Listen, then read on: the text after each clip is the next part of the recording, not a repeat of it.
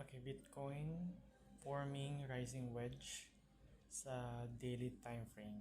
So, makikita natin na pataas yung price action, paslant yung support and resistance, at makikita natin kung mag-hold ba to sa support area kasi kung titingnan natin sa 4 hours time frame,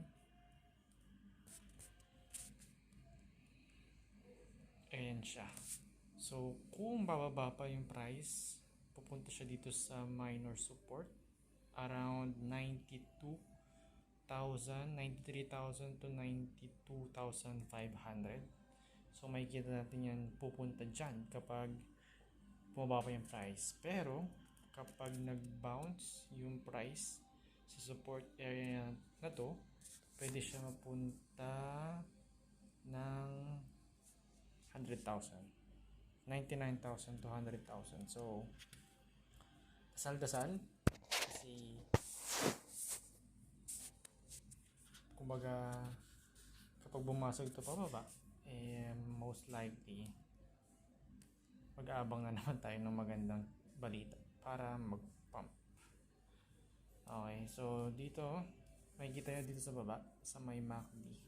Nag-cross. Kung magko-cross nga sa daily time frame yung MACD, and may umuusbong ng red candle.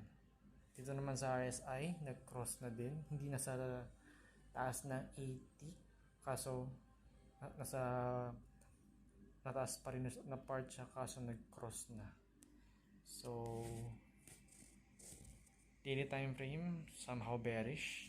Pero let's see sa following hours, days, kung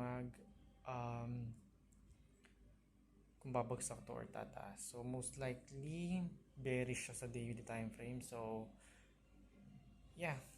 Nakikita natin quarter, ano ba ngayon? March, January, March, April, May, June. Sa quarter 2, kung mag-close siya na bearish.